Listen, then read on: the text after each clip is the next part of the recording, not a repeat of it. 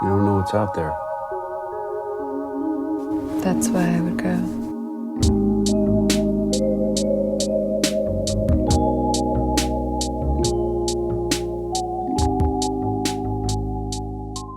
Hi, and welcome back to Wild Dream, where we give you the freshest takes on the latest movies. My name is David. And my name's Daniel. Ooh, so sweet, so handsome, so suave. Everybody's so turned on right now. Everybody's so turned on and wet. Why is that? Because this is our Valentine's Day special. Ooh, mwah, mwah, mwah, mwah, mwah. Happy Valentine's Day to all of those who are in a relationship, all those who are not in a relationship but looking for love. We have great representation today because we have, look, maybe you're in your 20s and you found the love of your life and you're very happy and secure and you want to celebrate with that person, but maybe you're in your 30s and you're fucking alone and everyone in your family is like, is he okay? Is he ever going to find someone? But that we got you covered. Everyone in your family? We got you covered. Right. But more importantly, we are here to do one thing, and that is review this movie. Wow, spoiler alert. We just went to go see Love Hurts. Sometimes it's a good hurt and it feels like I'm alive. Love sings when it transcends the bad things. Oh, okay, falsetto. Okay, falsetto. Okay. Have a heart and try me, 'cause without love I won't survive. Incubus. If you were wondering, did they only go see this movie just so Dave could sing that on the pod? No, that's not the only reason. Yes, that's the only reason. That's the only reason. I was like, if we do that, I can sing Love Hurts by Incubus. Guys, we had two choices, this week for Valentine's Day movies. We had this or going to see Heart Eyes, which I have not heard of. Heart Eyes. Did not hear about that movie until 2 weeks ago. So right. There's part of that. But also we were tired of, again, we mentioned this, I think, last pod or the pod before, but we were tired of seeing kind of the same movies over and over, these dark, horror-adjacent movies, slow burns, whatever it is. Right. So we wanted to go see a fun action comedy, bright, colorful movie with some, lighthearted, whatever. Now, I do need to say this off the top because we're going to do this normal format, like the spoiler free. We're going to talk spoiler free, and we're going to do a spoiler alert, and we're going to do the rundown, and we're going to talk about this movie, and we're going to actually give it a score and all these things. Okay, we're going to do all that, but we need to tell you this up front before we can even start talking about this movie spoiler free. Mm-hmm. You need to understand this might be the worst movie that's ever been made. This might be, because the second we start spoiler free talk, that's the first thing that's going to come out of our mouth. So it doesn't matter. Like, it's going to be like, and I know that more so spoils this podcast than the movie because you know what our score is going to be at the end. Yeah. But you have to understand that this, to the degree of which I told Dan coming out of the theater, I said, I think they were trying to make the new worst movie ever made since The Room. Yeah. I thought they were trying to, what if we tried so hard to make a movie so bad it becomes a cult classic, terrible movie the way The Room is, and they fucked that up so much that it couldn't even be so bad it's good bad. It was, just horrifically awful. Yeah, this is not going to get any special Alamo Drafthouse viewings or anything like that where it becomes a cult classic. This is just one of the worst movies ever made. And the way I would explain it is I remember when I first saw Interstellar and I left the theater, got in the car, and put on the soundtrack for Interstellar because I couldn't stop thinking about the movie. And to a degree to where I wanted to put myself in that movie. I wanted to put myself in that space. And this movie was so bad that against my will, I couldn't escape thinking about this movie. I got in my car and was only thinking about how bad this film was. I could not believe, like, you guys have heard us review movies before on this pod that we absolutely abhorred, right? I was so angry at Monkey Man for being so bad, in my opinion, right? Right. I was so mad at it. I was angry. I was so riled up on that podcast, and even on our top 5, bottom 5 action movies when I talked about it. I was so riled up. It got to me and made me so angry. But this has transcended that type of bad movie experience where I'm bewildered. I'm angry at this movie. I'm not mad at this movie. I am in shock. I am, which is kind of flabbergasted. What I said in the theater. I was like, there was a certain point where I was like, we might walk out of this one. And then it got so bad that I went into shock and I couldn't leave because I was like, there's no possible way this is happening. Oh, did you? I didn't even mention this.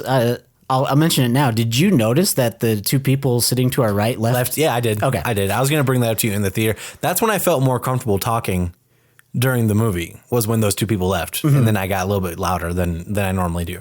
Yeah. It was absolutely atrocious. The two people to our right left because it was so bad. I also reached a point, and there was a threshold where right now it's shock. Right now it's shock, and it's like, what did I witness? Why did we actually stay for that movie? Like, what twisted, sick minds do we have that we were curious about how bad it could possibly get, that we actually stayed to see? But in the theater, it was a point of absurdity and almost like, delirious. Like I reached deliriousness because I was laughing out loud while nothing on screen was really going on. And I had to just lean over to Dave and just go, what the fuck is happening? And he was looking at me with this same like confused look of like, I don't like this smile. It's like the Joker smiling, man. It's like the Joker smiling at violence. Yeah, just like, what the fuck is this? It was so unbelievably awful. So unbelievably awful that it has confused me as a human being. Right. Well, because what ends up happening is you start to think like what I said at the beginning of this pod, where I was like, when I say I think they were trying to make the worst movie ever made, that's the only way my brain will accept that this was paid for. Yes. Like, my brain is like, how did this come about? How did we write this script, pitch it to producers? They picked it up. They filmed the entire thing, edited the entire thing, gave it to distributors. It got distributed. And to the degree of which AMC put it in the Dolby Theater. Yeah, we saw this in Dolby. Higher end theater a week before Captain America comes out. And they're like, this is the movie that's going into the Dolby Theater. And we're putting this out where there's fucking 60 goddamn people in this theater with us because it's a massive theater. And my brain is like, this all happened. All of that happened. Yeah. So how did, my brain has to make a decision because it has so many questions. It's trying to formulate an answer to all these questions. And the only answer that I can come up with is they must have. I'm praying that it was the goal. It was the goal to make a absolutely dog shit movie. You know what I mean? I mean, I get it. We're trying to wrestle with it. We're trying to justify it. We're trying to wrap our heads around what we just witnessed. To get into some more specific non-spoiler talk. Yes. There's not a single character in this movie that feels like a real person. Except the only one that you could fathom is a character played by Marshawn Lynch. If you don't know who Marshawn Lynch is, and probably plenty of you don't because you guys are listening to a movie review podcast, which I totally understand. Me and David are pretty hybrid people because we are so fucking nerdy about music and movies and art and film and comic books and video games, but also we absolutely love sports. We are sports bros as well. Marshawn Lynch was an NFL running back. Do you want to elaborate? Yeah, Marshawn Lynch was one of the best running backs of our generation, of our lifetime, and he is a character through and fucking through. He was. He was known in college for being the guy who would ghost ride the whip for the cart that they used to drive injured players off of the field. He would ghost ride that shit on the field, and he would just whip that thing like back and forth and shit. Like he was doing like crazy shit, and like he was like got really famous. He has a famous play when he was on the Seattle Seahawks called the Beastquake. Now, Marshawn Lynch's nickname when he was in the NFL was Beast Mode, because when he would go into Beast Mode, he'd become unstoppable. You could throw all 55 players on the other team could try and tackle him, and they couldn't. Like he was just absolutely dominant. And what we learned was that he had this run against the Saints, and it was such a good run that the crowd in Seattle went so crazy that the noise from the stadium reverberated and actually registered as an earthquake on the EMF scale. So like they called it the Beastquake because it was like the lowest level, obviously, of earthquakes, but still it registered as an earthquake because the crowd went so fucking crazy at this incredible run. We learned later that when he was growing up, his mom would always give him Skittles when he would get a good touchdown. And even as a grown man in the NFL, he still was given Skittles by his coaching staff when he would have a touchdown. And so he said, the reason I ran over fucking 8 grown men whose jobs it is to tackle people is because I really wanted some Skittles. Like that's who this guy is. He's a character. A character. Since retiring from the NFL, he's done he's been doing podcasts. He's been doing First We Feast. They have a lot of different shows that they've had Marshawn Lynch on. He went on Bear Grylls. He like went and tried to survive in the wilderness with Bear Grylls. So he's been doing a lot of comedy based stuff, a lot of content, and he's just having fun and living his life. So in this movie, I was excited for Marshawn Lynch because I love Marshawn Lynch. He was one of my favorite players to watch, and I think he's such a funny and interesting personality now. Mm-hmm. And so it's like, and he's just such a character, but he can only ever be Marshawn Lynch. Right. So in this movie, it's like, well, if a guy was a henchman for a mob boss or whatever, it's if Marshawn Lynch was was a henchman for a mob boss. So he just feels and acts like Marshawn Lynch, which is fine. Because he was the only believable character to be like a real human. Exactly. He was the only one who I could justify going, oh, you know what? That person probably does exist. This actually feels like an actual person. He talks normally. He talks grounded. And he's not, like you said, he's being Marshawn Lynch. He's not acting. He's just being Marshawn Lynch. And he was the only one that felt like a real person. So that's what I wanted to start off with. The acting is atrocious. The second best performance is probably the main character's assistant. I think that's the only other performance that I thought was not so bad that it hurt. Pun intended. Love hurts. So the acting was horrible. I'll tell you what else was. Everything else. Yeah, I think it's important to say that. Like everything in this movie is horrifically bad. The movie looked like I'm starting to think now. The movie looked visually like the Cat in the Hat live movie. Yeah. It looked like. And what's interesting is I was thinking in general, Mike Myers movies, like it almost looked like it was filmed like Austin Powers was. Like it was filmed like Austin Powers, but not near as good, but not intentionally satirical. It wasn't as good as Austin Powers. Not nearly as good as Austin Powers. No, the production quality wasn't as high as Austin Powers. No, this movie was filmed. Throw me a freaking bone. No, you know what this movie is filmed like? It's filmed like it was filmed by people who the only thing they've ever done before this is after school specials. Like it's like that's how it's filmed. It's filmed like an after school special, bro. It's like that bad. Like it's filmed like a training, like a corporate training video. Yeah, like yeah. It does. It has corporate training video vibes. Like that, isn't that insane, guys? Like think about a corporate training video now being a feature-length movie. Now notice what he did here. Do we think that this is acceptable? That's exactly it. That's exactly it, dude. That is exactly it. You nailed it. That's what this movie looks like. It looks like a corporate training video. The performances are worse than corporate training videos, weirdly. The movie's writing was I think it's kind of in 65 level territory where it's like, was this written by a child? Was this written by, and I say that because there are characters that come out of nowhere, and they're like, his name's the Waven. He's the Waven. He's a bad guy. This character is the jack-o'-lantern, whatever. It doesn't, like, they have these weird. This is Knuckles. This is Knuckles. That's right. Dude, that's literally from Sonic. That's literally just from Sonic. So the writing was.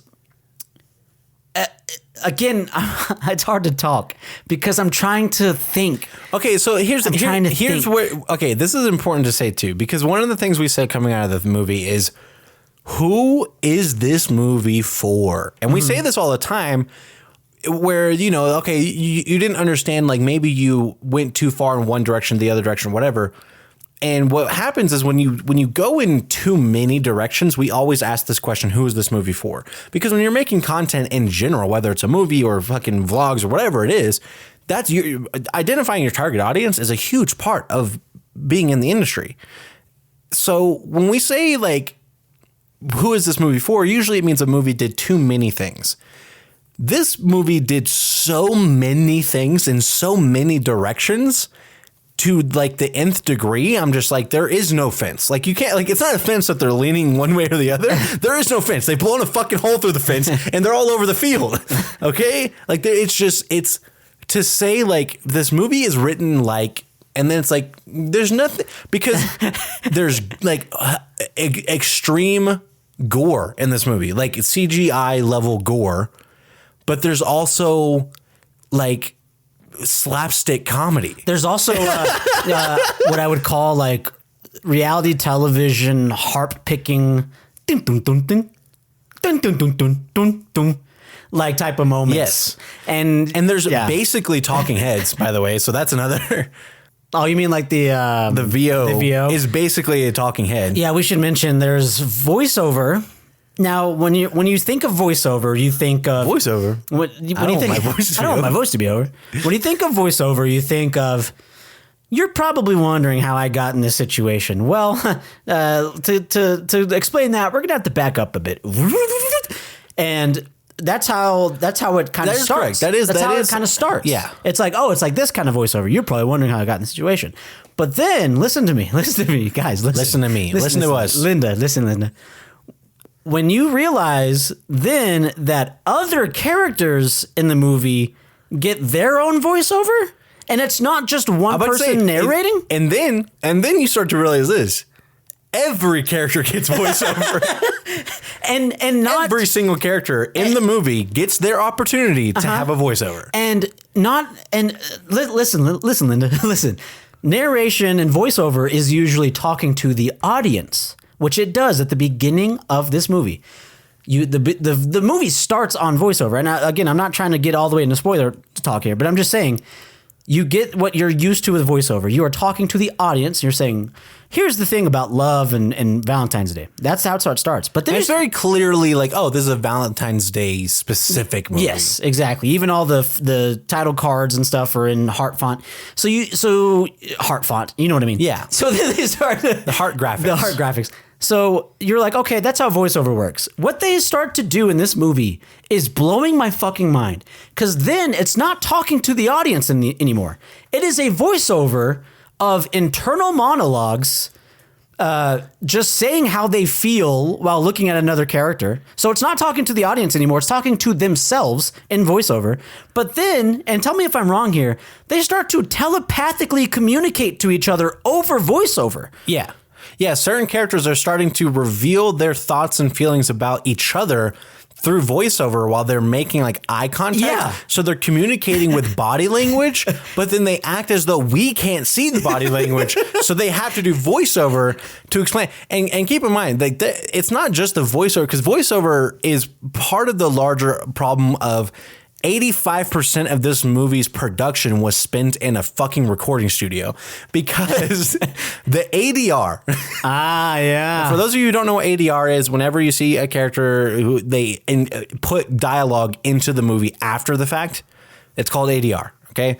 So when they go and re-record lines or reactions or whatever it is, and they put it into the movie after the fact, that's called ADR. Sometimes it's to fix a line. Sometimes it's to add a line. And if you ever see a movie where it's like, it's an over the shoulder of somebody, and then you hear the actor and you're like, that sounds different than the rest of the movie. Yeah. It's like, that's because it's ADR and they're trying to make it sound like it was in that same space, but it wasn't.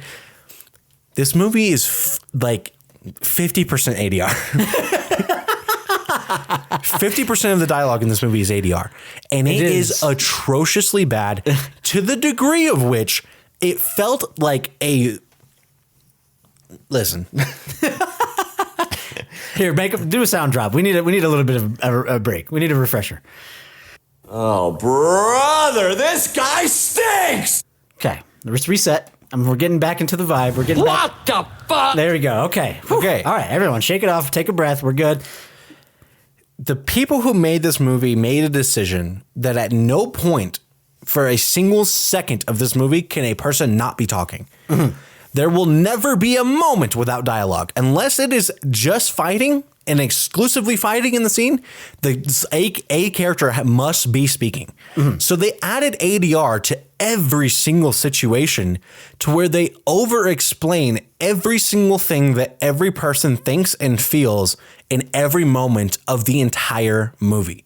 Mm-hmm. Like if me and Dan were hanging out and we were, playing basketball, it'd be like I take a shot and then ADR comes in over me and it's like, man, I really wish I would have made that shot. It's been a long time since I beat Dan. And Dan's like, and he looks at me and then it cuts to me again. And then you hear Dan saying, you're my little brother. You can't ever beat me at basketball. And I'm like, yeah, it would be nice one day. And then it cuts to Dan again. And he's like, yeah, one day you are going to have, I think that's going to be one of your biggest motivations. It's one day be able to beat me in a game of basketball. And it's like, yeah, let's play some more basketball. I want to shoot some more shots and hope potentially be able to beat you instead of just showing us playing basketball.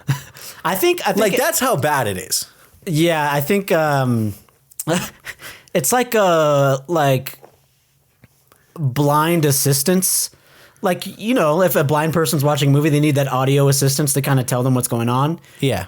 Except it's not. It's in the movie. Yeah. It's in the movie. It's really crosses this threshold where it's like, what is happening in this movie? We reached a point of delirium. Like we were just like, I was looking around. I had to start looking around in this massive Dolby Cinema, IMAX, fucking whatever theater. I had to look around and just be like, is anyone else freaking out right now? Is anyone else? What is happening? Yeah, like, is anyone else also starting to reach a point of wondering if they're in a parallel universe? Because this, guys, okay, let me not get off track here. So the ADR, 50% of the movie is ADR. And even to the point of where you can see a character's face and that they're not talking and they play ADR dialogue. Yes, we've talked on this pod before about the Three Ninjas whistle. Yeah. That we did actually end up posting on the story. So it was like that, where it was like, wait a minute, like you said, you're trying to justify it. Are they trying to make this funny or like the worst movie of all time? Yeah, very, very bad. Let's talk about the fact that what we said at the beginning, we were on a streak of a lot of like serious, dark, brooding, slow movies. Not even bad ones, just, that tone, right? Right. So we were like, let's just go watch a fun action flick. Let's switch it up. Yeah. We didn't even get that. There are a couple, I think literally a couple, I think 2 fights in the first 20 minutes of the movie. Right. And then there's like 2 or 3 fights in the last 20 minutes. Like last 10 minutes of the movie. Last 10 minutes, yeah. So what the fuck am I watching? For an hour straight. For an hour straight, at least, there is absolutely no action taking place. There's whatsoever. Nothing. It is going literally on. just characters. Nothing. And when we get into spoiler-free talk, I can't wait to bring up a point that you made about what this movie is about because of how funny it was. Like, and so please stick around for spoiler talk, guys, because you guys want to hear some of the specifics of the details of this. And I really don't think anybody listening to this is going to go watch the movie after this spoiler-free Please don't review. Please don't, because I do want to mention too, and I don't mean to cut you off. Our theater was packed for this movie, and it makes me so upset. Yeah. I'm just like, this is what's making money these days. What the fuck are we doing? What are we doing? Right. And I feel bad for contributing to it. But yeah, so like when you say like there's only one person in the movie who feels like a real person, let's run down some of these. When we say everything in this movie was done bad, there's not a single good performance in this entire movie. Every single person's acting in every single scene is absolutely fucking atrociously bad, to the degree of which it felt like every character was given their lines on a fucking sticky note, but like 5 minutes before they recorded, and no one knew what the rest of the movie was about. Yeah. The action is intentionally comedic. It has to be, because it's over the top violence and like over the top like choreography with like people going flying in certain areas. And it kind of reminded me of what was that like satire dragon kung fu master movie? Oh, Kung Fury? Kung Fury, yes. Very Kung Fury-esque level, like just without like superpowers, you know, but like Kung Fury-esque level of really bad action. You like punch somebody, they go flying across the room kind of thing. And so like that is like, it's cool sometimes, but it's so like choreographed. And when you're like, oh, well, no character would actually do this in this scene. And like, thank God all these guys who had guns dropped their guns to pull out melee weapons so we could have a fight scene. Yeah, like, that kind of stuff where you're like, okay, that has to be intentionally comedic to a certain degree. But then like there are times where the movie tries to be funny and it doesn't land. None of the comedy lands. That's what makes it so hard to wrestle with, so hard to understand. Like you said, okay, if you guys were trying to be funny in this specific situation, then it actually is kind of funny, the idea of it. But I can't tell if you are trying to be funny. So now I'm just confused instead of laughing. Now I'm just like, what the fuck is it? I can't give you the benefit of the doubt. That's how I felt. I said, I can't give you the benefit of the doubt because you have failed every time that you've clearly tried to be funny. Right. So what the fuck like, is this movie, man? Because like Brock Shadow, the, you know, action satire movie that we made is like really clearly intentionally making fun of action tropes. Mm-hmm. And in this movie, it felt like they weren't making fun of those action tropes. They were just doing them, and they did all of them. Yeah, yeah. That's a good quote. They weren't trying to, they were just doing them. And I think that's what rubbed me the wrong way. It's like even Fast X was more self-aware than this movie was. Yes. Yeah. Oh my God. I can't believe how bad this movie was. So all the acting, and we're talking about action tropes, and again, it was only a small portion of the movie was action. Yeah. So we'll have to get into spoiler talk to tell you guys what the fuck was going on. The cinematography was really bad. It was good. It looked AI enhanced. Yeah, AI enhanced. There's nothing about the settings that are impressive in any manner. The gore is like minimal and mostly CGI and not like they didn't go brutal enough, but then they also like went too gory towards like, this is not for kids, obviously. Which again, when we talk about who is this movie for, it's like bright, colorful and silly, but then there's like people's heads being blown off and shit. It's like, what the fuck? The acting is absolutely terrible. The story is horrifically bad. If you could even find one. If you could even find one. Yeah, again, we have a specific point that Daniel made. I cannot wait to tell you guys in spoiler talk. And then the music is laughably bad. Yeah. Like every time the music came in, I started laughing out loud because I was like, oh my God, they actually think that this isn't a 60s movie. Like every time it was like, play the one from the soundboard. It kind of sounded. Wait. Yeah. This is the music. This is the music. And again, that there as like a transition is like, we get transitions like that. Yes. Like we get like that 70s show level transitions in this movie of like just showing characters in dream sequences and then just cutting to Austin Powers-esque. Austin Powers-esque too. Remember this movie takes place today. Today, yeah. It does not take place back then. Okay, another good point. This movie takes place today.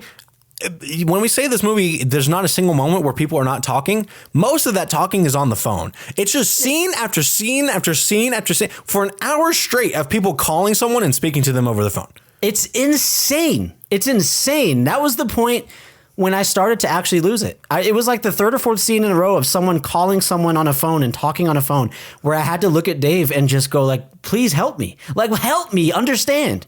Right. How many fucking scenes are we going to get of people talking on the phone? Which, again, we talk about sequencing. Okay, well, that's really bad. Why is the sequencing so bad? The editing is some of the worst fucking awful. dog shit ass editing I have ever seen. I need Timothy to watch this. Some of the I need him action, to. so action plays better with good editing. So even when you get these action sequences, it's like you didn't cut to the right shot at the right time, and I can see that the character is 10 feet away from this guy who he's kicking in the face. Yeah. You know, whatever. So I'm like, it's like really bad. There's a lot of scenes where you can see like they should have cut right when the contact is supposed to be made, and they didn't do that. So you can just see how fucking far away the characters are, and the guy just goes flying as if he really hit him.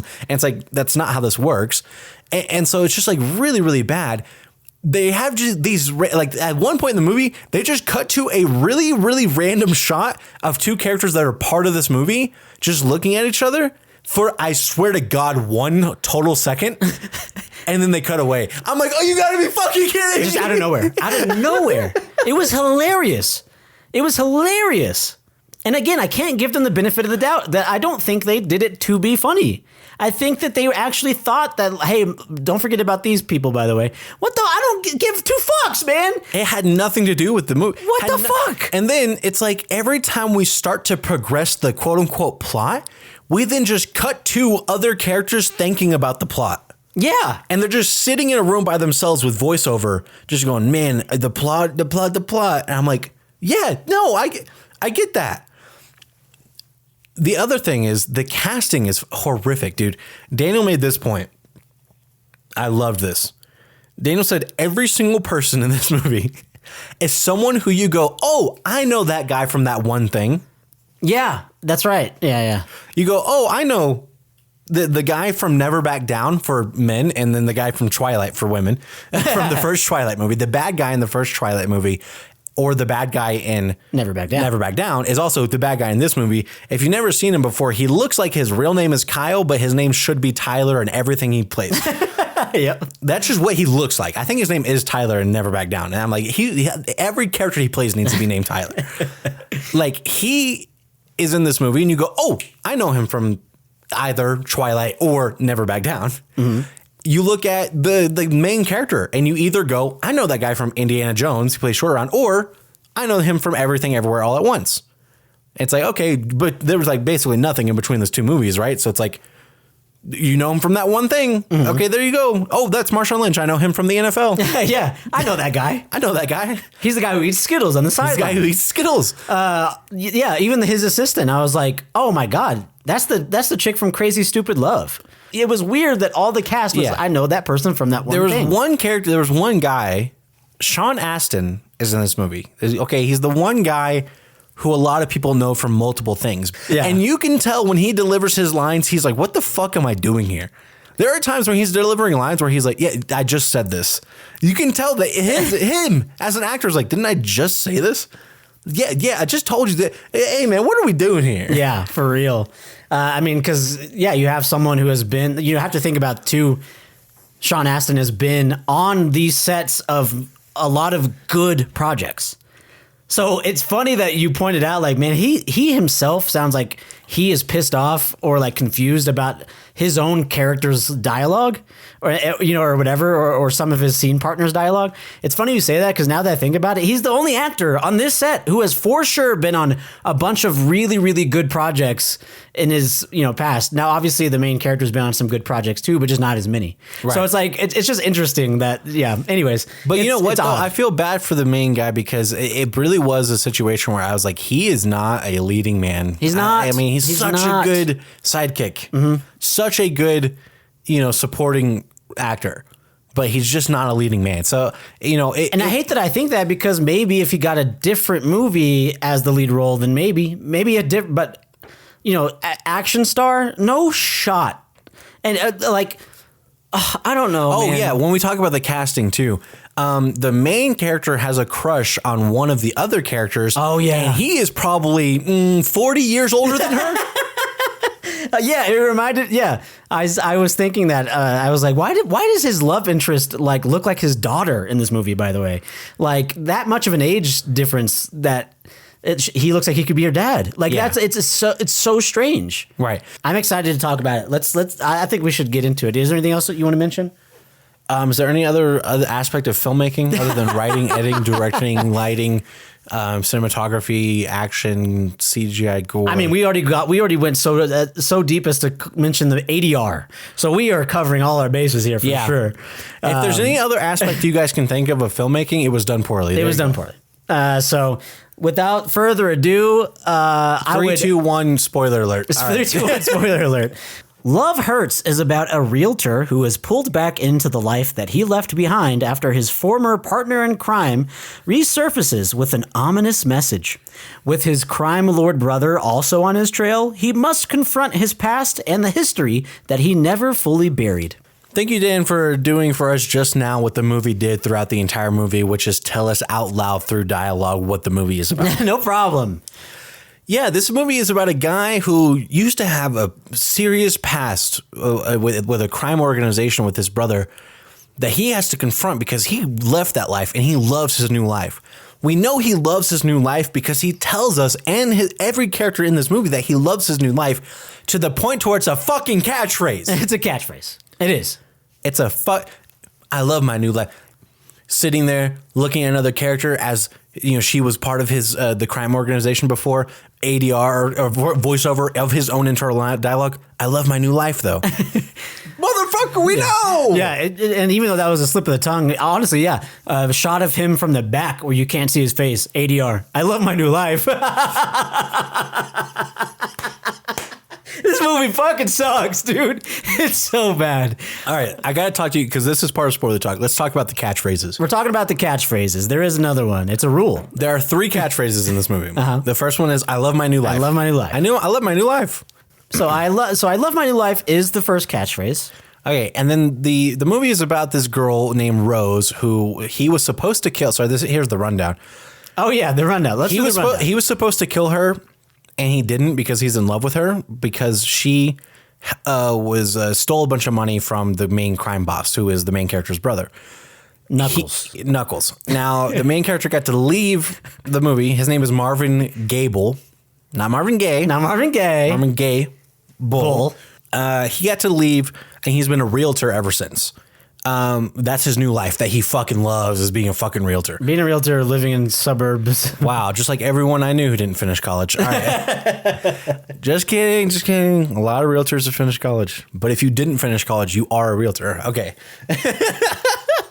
It turns out she didn't steal that money. Someone else, the guy from Never Back Down, Tyler from Never Back Down, I don't remember his fucking name.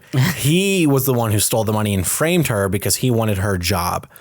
And so she's trying to prove that to Knuckles by coming back, but then everyone wants to just kill her. So the entire movie is about the main character having to go back to his life of being a, henchman for a mob boss who just killed people all the time, trying to protect his girlfriend because she came back and everyone wants to kill both of them. The other people want to kill her because then she'll tell the secret of, having not actually stolen that money. And then the main boss wants to kill her because she tried to steal his money. So that's what the entire fucking movie is about. Now, here's one of the catchphrases. You steal from Knuckles, you die. That's the rule. That's the rule. They keep saying it like that. I'm getting so close. Listen, guys, I'm getting so close to my mic and speaking so loudly that our recorder is automatically cutting me off. Yeah. So that I don't clip. That's what's happening. That's the rule. They say, you steal from Knuckles, you die. That's the rule. Remember the rule. You steal from Knuckles, you die. Now, can you guys think of any other organized crime organization in which you can steal money from the boss of that organization and not die? They act like this is a special rule for this guy. Wow, this makes this mafia mob boss guy way tougher. He has one rule. You steal money from him, he'll kill you. He'll fucking kill you. Yeah, that's how every organized crime works. Yeah. You steal money from the boss directly, he will kill you. Yep. There you go. Reality check, folks. Or she. Women can be organized crime bosses too. That's true. We learned this in season 2 of The Sopranos. What's catchphrase number 3? Catchphrase number 3. Hiding ain't living. Hiding ain't living. He told her, why don't you just go and run away? And she's like, that's not living a life. That's hiding. And hiding ain't living. Hiding ain't living. Hiding ain't living after you let me leave with a lot of money and I could have just changed my name and stopped doing organized crime and just done literally anything I fucking wanted for the rest of my life, anywhere I wanted. She came back and not one time does she mention like, I have a sister, I have a mother, I have a father, I have a brother, I have a love interest.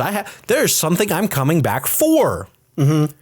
She just says, I want to come back. Why? Because I don't want to hide anymore. Why? Because hiding ain't living. Yeah, here's even extra context. I noticed that the license plates are from Wisconsin, which means that supposedly this movie takes place in Wisconsin. Does anyone in their fucking right mind have to think, I gotta go back to Wisconsin? I am willing to risk my life tremendously to come back to Wisconsin for to bartend? to not to bartend. She's a bartender, by the way. To bartend. She doesn't want to be back in the gang. She doesn't want to. She doesn't want her money back. She doesn't want money. She just wants to have her name and to not. If she popped up in California and this guy who runs an organized crime organization in Wisconsin found out that she was alive in California, do you really think he would go and hunt her down and kill her? Probably not. Just go hide your life. I was about to say live your life, but you know what? Hiding ain't living. And that's her only justification for coming back. Hiding ain't living. You sure about that? I think living is living. Yeah. So, yes, that not only are those catchphrases, but like Dave said, they say them in such a manufactured way that it just makes you want to scratch your eyes out.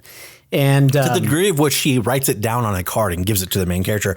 And by the way, that's right. Yeah. She starts the movie by giving cards to everyone, like little Valentine's Day cards that say, hi, I'm back. I'm Rose. Oh, I'm going to advertise that I'm back.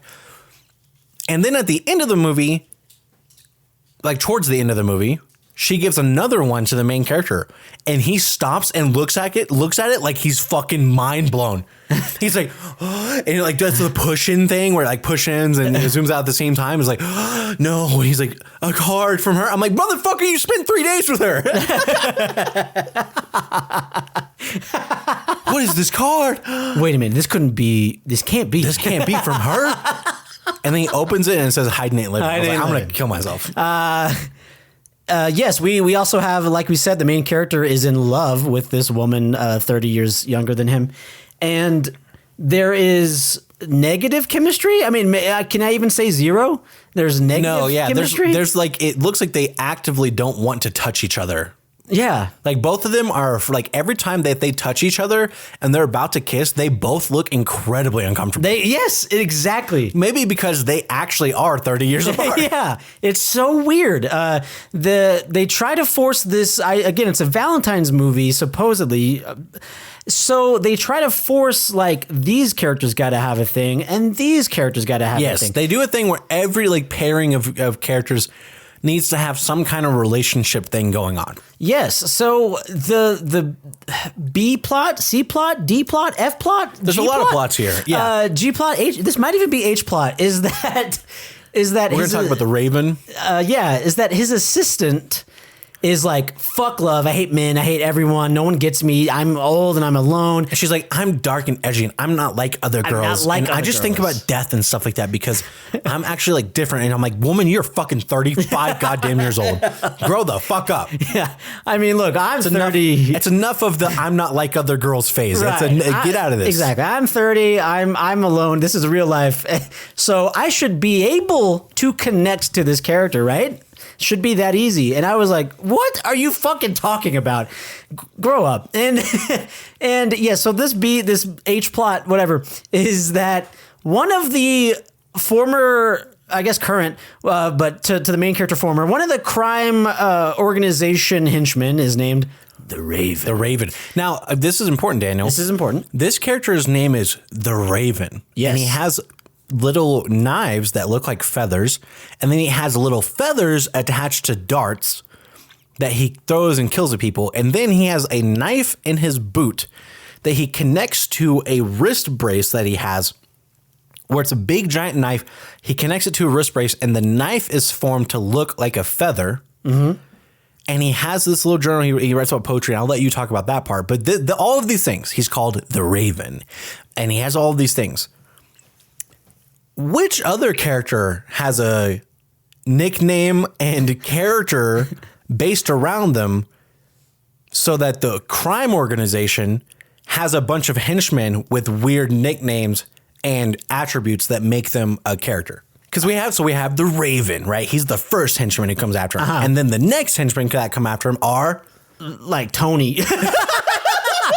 every other henchman is just a fucking guy. Yeah, no one else has a bit. No one else has a character. Did you not think at the beginning of this movie that it was going to be like a League of Assassins type of thing? Because and every character was going to be some level of assassin that had like like even Marshawn Lynch is the football assassin or something. Yeah. None of the other characters are like this. Yeah. None of them are like this. Yes, it's very odd, especially because narratively, he's the first one we get introduced to. So they're setting that up. They are setting that up. Like you said, his whole shtick is that he wears this big, long pea coat, and all of his stuff is bird related, and he's a raven, and he writes poetry. We get it, Edgar Allan Poe.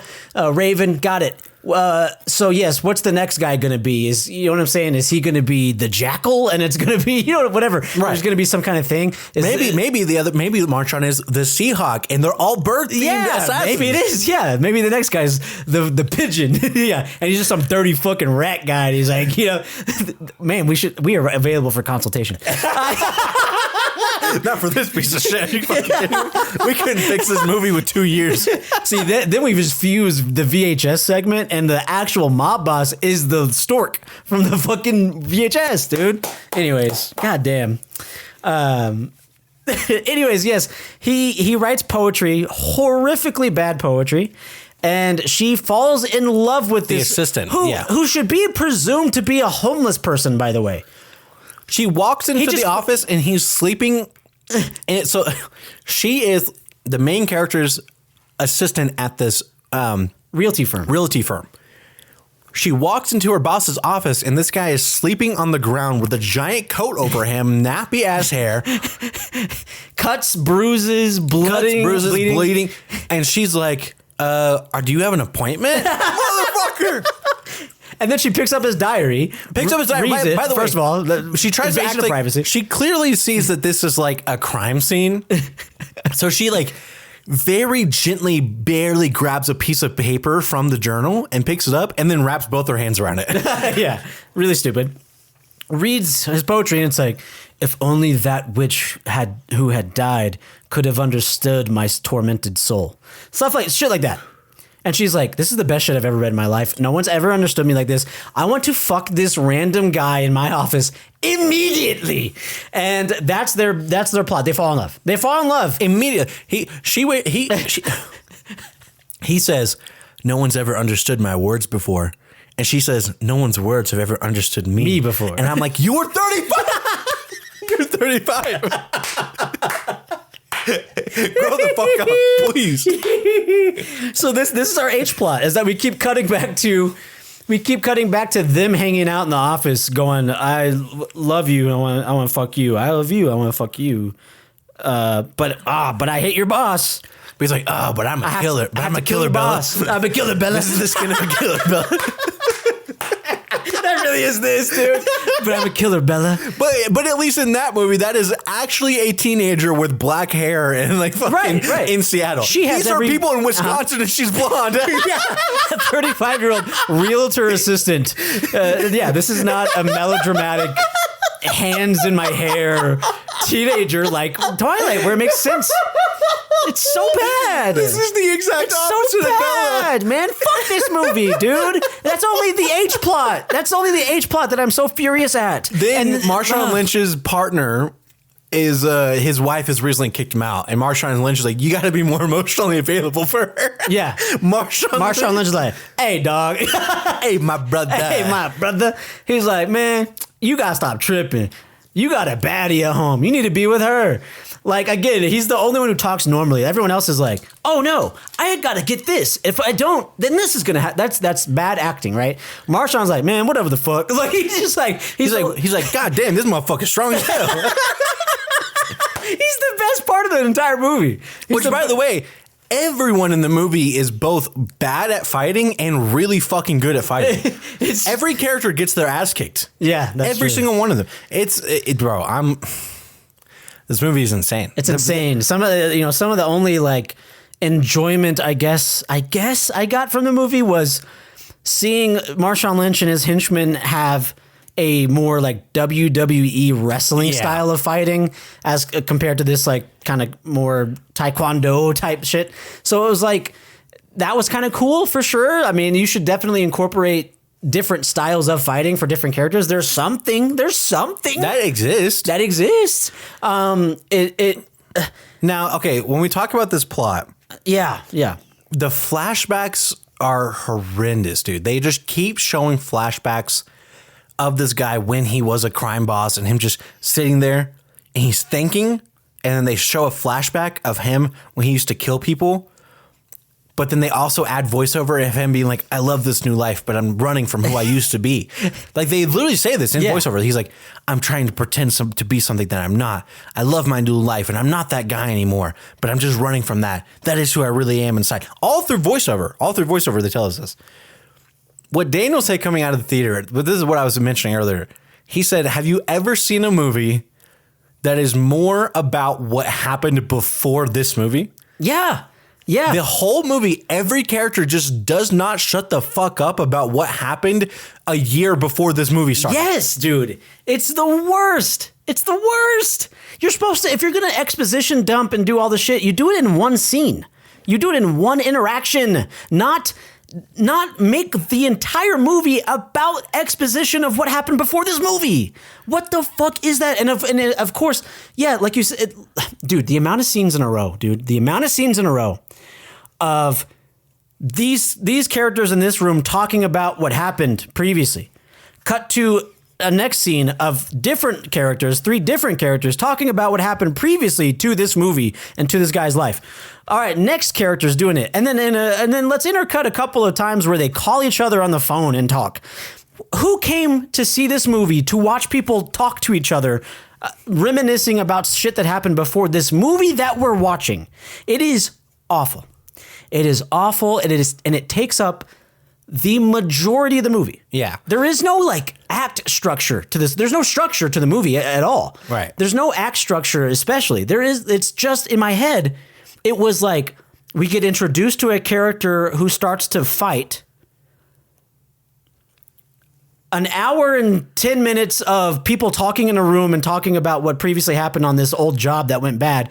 And then some characters fight at the end. That is in my head what happens in this movie. Right. That's what happens. And again, when you talk about the negative chemistry, that's what part of makes it so difficult to be like, this guy really went and like risked his life to fight all these people for this girl. And by the way, they make it clear they were never in a relationship. He just had a crush on her. Yeah. It was never that they were in love with each other. He's a fucking simp. He's a simp, bro. And like, here's like one of the other bad parts is like, every time a character says something in this movie, and I do mean every time they say something, they have to say it again 1 to 2, 3 more times. Mm-hmm. Like, here's an example. There's a scene where Tyler, I don't know, that's not his character in the movie, but it should be. All right. Tyler from Never Back Down is telling Marshawn Lynch and his partner, which, by the way, we already know this at this point in the movie. We already know that they stole the money secretly, and that's why they need to kill Rose so that she doesn't tell the boss that they were the ones who stole the money. He's telling them, hey, you guys got to go kill Rose. And then Marshawn Lynch goes, what about Marvin? They say, yeah, kill Marvin too. And he goes, so if Marvin and Rose are there, you want us to kill both of them? And he goes, yeah, kill both of those motherfuckers. And he says, well, the Raven's on his way. He says, if the Raven gets in the way, just kill him. So he says, you want us to kill? How are we supposed to kill Marvin and all of them? He goes, firepower, motherfucker. Yeah. And he goes, so this is what we're going to use to kill Marvin, the Raven, and Rose? And he's like, yeah, kill all those motherfuckers. When you say all, I just want to clarify. Like, that happens so many times. Yes. I'm going to say this now. And like, for instance, I got to do another one too. Yeah. Rose. So they get the accountant who is like the guy who knows all this, right? I forgot about that. I already forgot about that character. Which again, he's in a lot of stuff too. He's a comedic actor. And he's been funny in a lot of shit. And his fake teeth, where he's like has a grill where it looks like two of his teeth fell out, was so fake. It was just like really bad, you know? Yeah. And you could tell he was trying his hardest to make his character funny. Mm-hmm. And he just couldn't, because this movie is just too bad. It's too bad. And I felt bad for him because there are times where the fake teeth, they just didn't put any blood or makeup on them. So they just look like rubber teeth. Yeah, shit that you get out of putting a quarter in a thing. And yeah, fucking CC's, bro. Yeah, CC's, dude. What y'all know about that? What y'all know about that? Hey, what y'all know about the quarter machines at CC's? What y'all know about CC's? And I ain't talking emails, brother. Come on, man. Listen, when you go to CC's, you would put money into a thing because they had an arcade there, and then you would use the money, the coins, to buy things to get games. But the games were like, 3 quarters or whatever. So you'd always have a quarter left, and you would go to the coin machines at the front and get one thing out of it. Yeah, fake ass jewelry that'll turn your neck green. Yeah. Marbles, bouncing balls, the little Poppers. Poppers, that you turn inside out. All that stuff. Yeah, man. All that shit. All that shit. So she gets the accountant, and she tells Marvin, before she wakes the accountant up, she goes, guess what? I wasn't the one who stole that money. That money was stolen by so-and-so and so-and-so. And they actually set me up. And so that's why I'm back and I'm trying to prove that. And then she wakes up the accountant and she goes, now, all that time ago, I didn't steal that money. Those other 2 guys stole that money. And you guys were just stealing it to set me up, right? And he's like, yeah. And then she's like, why'd you do it? He's like, oh, he wanted your job. She's like, so that's why you guys set me up and stole that money and then blamed me for it? I remember the scene. She's like, keeps putting her hands on his shoulder as she's circling She's him. like dancing around, like waving her little fucking taser that she uses the whole movie. I'm just like, what a lame weapon, by the way. What a lame ass special weapon. Yeah. You're just a mall cop. Cool. Yeah, I remember that now. Yeah. So that's why you set me up? Uh-huh. Yeah, he wanted your job. Okay. So you stole millions of dollars from Knuckles. Told him that it was me and I actually did it just so that you could take your cut. Uh-huh. So you guys just ran off with that money and then told him it was me who took it. Ha. Well, if you don't forget, you set me up. You set me up and took money, said that I did it. So I'm going to get revenge on your ass. And don't forget why I'm getting revenge on your ass. It's because you set me up. Okay, and cool. Thank you for spending 15 minutes on this scene. And then 2 minutes later, we have the main character getting his voiceover of him saying, I love my new life, but I'm hiding from who I used to be, whatever. And then we cut to her, and she gets a voiceover of, she's like, I can't believe they set me up, and I can't wait to get revenge for them setting me up.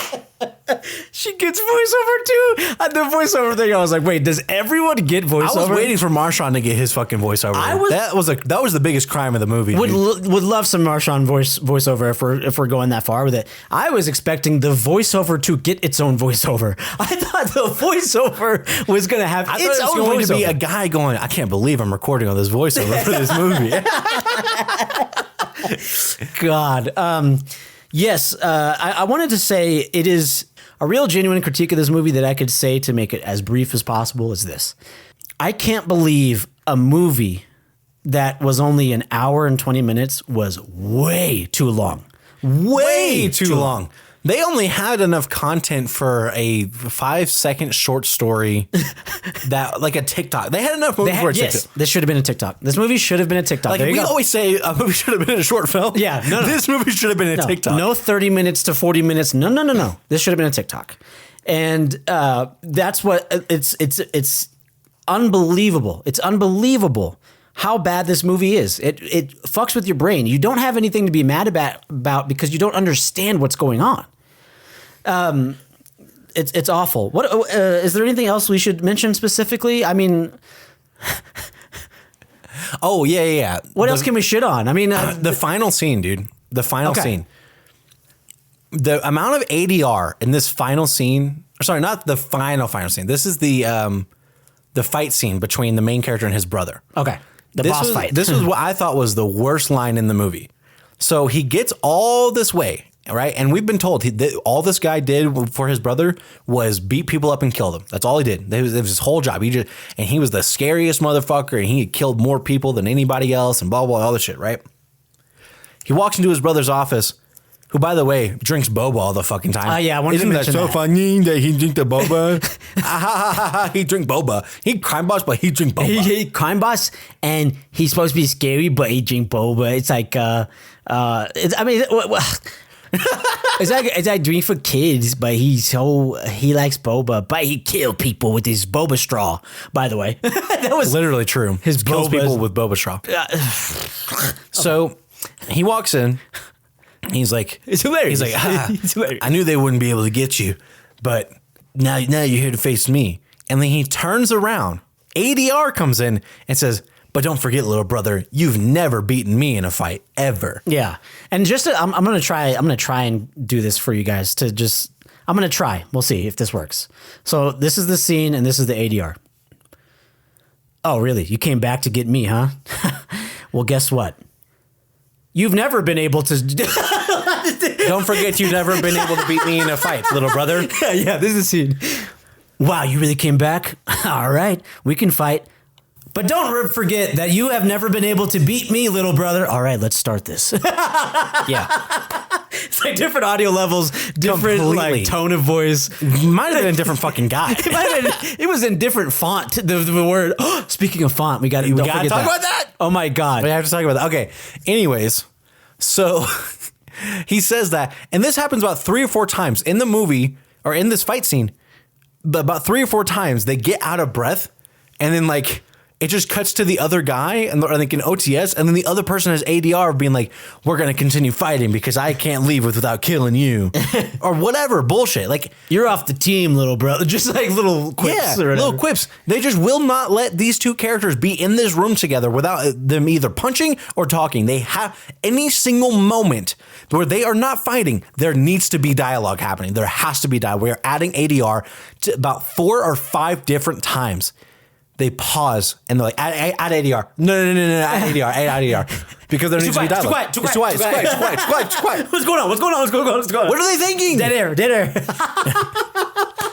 Can you imagine the raid with quips Imagine and the shit raid with between? voice. Dude, I actually almost watched the raid last night to watch this out of your brain. right after this because I might watch the raid right after this. Honestly. Actually, no, we're gonna get on PlayStation. Yeah, We've been we- fucking locked out, guys. We've been There was locked out. There was an outage. There's an outage. PlayStation. It's actually a global disaster. Fucking Xbox users were waiting for this day. God, they're rubbing it like fucking face. And then PCs taking their headphones off, going, "What? What's going on? What are y'all bitching about? What are y'all bitching about? Y'all can't play games offline? For real?" Yeah. So that. Yeah. So this final scene was just horrible. It's also horrible too because it's not even. I feel like the most action in a fight scene is either the kitchen fight scene or the house shootout fight scene, where finally, by the way, the Raven uses this fucking dumbass boot shit. Where the whole movie I was like, if you're gonna pull that thing out, you better fucking use it, dude. Right. And it finally uses it. But anyways, Don't forget him opening his coat and putting his hand behind his coat and waving it in circles. Oh. like a fucking like a Three Stooges bit. That was so fucking stupid. That was so stupid. I remember that. Oh my god. The font. I wanted to bring up the font because out of nowhere, They reveal that the whole time there's another boss that is the Russians. The Russians. the Russians. And they're actually who the boss of the whole movie has been stealing from them. Yeah, but here's the rule about the Russians: if you steal from the them, Russians, you die. That's the rule. I swear to God, we're going to start saying that's the rule. That's the rule. So, the Russians come in to help the Rose by cracking down on the big mob boss and taking over. And they're like, "Yeah, you thought this shit was a game? We're the real boss." Okay, so they come in and they start talking in Russian, and then all of a sudden we get subtitles on the screen, and the font. And this is the best way I can describe it. The font looks like the font that would be on a T-Mobile commercial giving you the details of the plan at the bottom of the screen. Yes. That's as best as I can explain. And it comes into the screen. It's animated, right? Yeah, so it comes into the screen as if it were a title card for the location in a Transformers movie. It's so weird. Me and Dave looked at each other And not to mention, in awe. they go, and then it comes in. Like after they've already done two full sentences. And then it flies in. It's like Looney Tunes, dude. It's like Looney Tunes cartoon. The fact that this just happened, and again, it looked like a T-Mobile commercial. I mean, there's a bunch of pink lighting from the Valentine's Day shit that I was like, this looks like a T-Mobile commercial. Yeah, what are we watching? This pink light. They blow up a wall in this place, and then there's just like blue neon lighting behind them. I'm like, where the fuck is that coming from? It's like it reminded, dude. It looked like Teenage Mutant Ninja Turtles. Like where are y'all? It's just brick and neon, and I'm like, what the fuck? Yeah, New York, famously for Teenage Mutant Ninja Turtles. Anyways, it's so yeah. I didn't know Wisconsin looked like this, dude. Yeah. Oh, by the way, didn't know there was so much fucking organized crime in Wisconsin. Yeah, right. Yeah, from Asian to Russians. Yeah, Asians and Russian mafias in Wisconsin. That's where they set up. Okay. The very diverse place of Wisconsin. What's interesting to me too is the fact that we haven't even mentioned this. We haven't even. It now just feels like you're gonna think we're lying, but I swear to God we're not. The Property Brother is in this movie. Yeah. One of the Property Brothers is in this movie. And he is a realtor. He's a realtor in the movie. And he's a black belt. And he's a black belt. All of his advertising is about crush your competition or whatever. You know, I aim to fight for you. And it's like, he's not an attorney. Like, how does being a black belt and using that for advertising help you sell houses? I know, it sounds scary. I'm like, if you were like if you don't buy this house, I'm going to beat your fucking ass. If you were like a personal injury attorney, I'd get it. You know, I'll fight the insurance companies, you know, like Jim Adler, the Texas Hammer. Yeah. You know. Real ones know. Brian Longcard, the strong arm. We know. We know these people. They're legendary icons, okay? Legendary icons. Yeah, so he's in this movie. When they start shooting up the other house, he walks in because he's like, I'm going to use my karate to help me. And then he goes to try and karate Marshawn Lynch, which this is a good example because we know that the main character, the guy, you know, from Everything Everywhere All at Once, the guy who plays Short Round, we know that he's like a smaller guy in real life. So when he looks really small in the movie, it's like, okay, it makes sense. I'm not like questioning that because he is a small guy. But then when the Property Brother is standing next to Marshawn Lynch, I'm like, oh my God, Marshawn's massive. Yeah. I was like, oh yeah, he was a professional running back. And he's just like doing karate on Marshawn Lynch. And I'm like, yeah, I don't believe this would hurt. And then Marshawn's like, what the fuck was that? And he just punched him in the face. And I was like, yeah, that's about right. But yeah, he's in this movie. And he also gets his fucking head blown off. They shoot him in the head. And then they do the CGI hole in the head camera looking through the whole thing. Yeah, which is also in the trailer for Hard Eyes. And Hard Eyes. I will go ahead and spoil too. On IMDb, Love Hurts currently has a 5.4. Now we've always said that IMDb is weirdly generous. Yeah, so 5.4 for Love Hurts. Hard Eyes has 6.8. We've chose the wrong movie. Man. Fuck. Hard Eyes. It's not too late. Guys, let us know today on Tuesday if you guys want us to do Hard Eyes. If you guys really want us to do Hard Eyes, we'll do it, but it's going to be an uncut episode. It's going to be uncut. We'll do it. We'll do a redemption Valentine's Day episode because we love our listeners. Oh! Let's wrap this up, guys. I think we've gone through it enough. This movie is horrifically bad. They have to have been trying to make the worst movie ever made. My favorite part of this movie is when Marshawn Lynch tackles somebody and says beast mode. Oh, I'm glad you mentioned that. He says his own nickname in real life in this movie. It was great. Isn't that awesome? Like when you watch The Rundown with The Rock in it and then he does the rock bottom. Yeah, he does the rock bottom. Yeah. My least favorite part of this movie. Do do do do do. Come on, guys. Let's skip this. All right? This is over. All right. I'm not. I mean, come on. Daniel. All right, my favorite part of the movie. Come on, let's skip this shit. I'm giving this movie a 0 out of 10. This one gets a 0. But I will say this, okay? As a Valentine's Day movie, like a themed Valentine's Day movie, also a 0 out of 10. That's a double 0, folks. I'm also going to give it a 0 out of 10.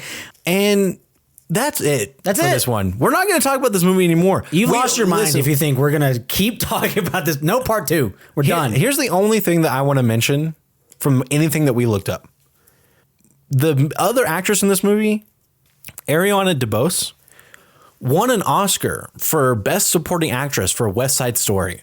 And then since then has only been in movies that have a less than a 6 on IMDb. Yes. She was in Kraven the Hunter, which Do is... something else with your career. Yeah, that was cursed before it even came out. People were... I don't even know about the controversy. Just of a that, Sony fucking act. It's Yeah. Sony Marvel movie. Any Sony Marvel movie, get the fuck... Please. But anyways, hey guys, we're streaming all the time. Yes, on a light note. Wild Dream stream on Twitch and YouTube. Come join us for the live stream. It's still a lot of fun. If you want to gaslight Dan while he plays horror games and tell him that what he is seeing and what he's getting scared by doesn't exist, come to the live stream on Sunday nights. It's a lot of fun. Yeah. If you want to come tell us that we're trash, dog shit, awful at shooters, come let us know on Tuesday nights. it. And if you want to come help us identify Ghost on Phasmophobia, come and see us on Thursday nights with Mo and the Mo Cam, which is just Mo. You see, we do a multicam stream. We got to get our views somehow. We do a multicam stream for Thursday nights for Phasmophobia. So if you're a big Taylor stan, you're like, oh, I love Taylor. Why is she not on the pod more? She does stream with us most Thursday nights. And we have a Taylor cam where we show her screen, and we have a Dan cam where we show Dan's screen while they play the game. And then we have a Mo cam that is just Mo himself on camera. Yeah. And so it's a lot of Ladies. fun. Ladies. Don't forget David's always on camera. So yes, come hang out with us during stream. We would love to see you guys there. Shout out to everyone who has. We have a couple of new people who have just now checked it out finally, which is exciting. And we have some people who are big fans of this podcast who have showed up to support the stream. So we would love to see more of you there. If you want to get involved in the conversation, let us know what you thought of this episode. Let us know what you thought of this movie. If you went to go see it, if you haven't gone to go see this movie, please don't. Please don't. If you want us to go see Beer Pong Road Trip, if you want us to go see Hard Eyes, if you want us to go see Flight Risk, another movie that came out this month that also has a 5.5 if you want us to go see Beast 2 Reloaded, we'll go see. If you guys want us to go see Bullet Train, this time it's personal. Beast 2 Reloaded, it's a tiger this time. Dude, no, Beast 2, it's in America, it's a bear. Oh, shit. I would actually watch. That would be way more interesting to me. But yeah. Wait, if you guys want us to go see Beast 2, Beast versus Cocaine Bear. Oh, there we go. Let us know. You can reach us there. We're at Wild Dream Pod on Instagram, Blue Sky, and technically TikTok. If you still have TikTok, we still exist. We're not really posting. But, you know. Taylor discovered that she can get on TikTok on Safari. So she's kind of... so fucking fucked up. So fucking fucked up. What are we doing? Also, we got a bunch of hats for sale. We do a bunch of hats for sale. We have a Third Act Problems hat that's available. We also have all of the Phasmophobia ghost hats. We have a hat that says It's Interesting, the Ghost. We also have Semina hats available. Yes. This is all at vinylface.com. Yeah.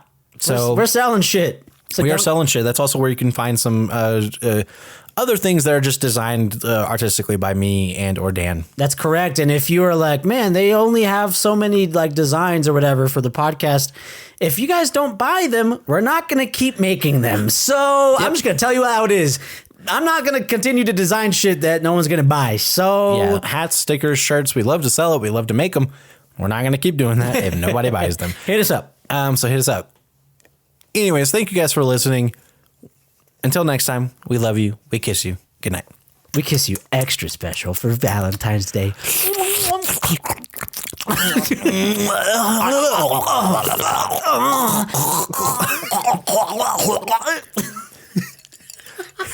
And of course, that was all a kiss. That was all a kiss. Now suck me up. Somebody suck Suck me.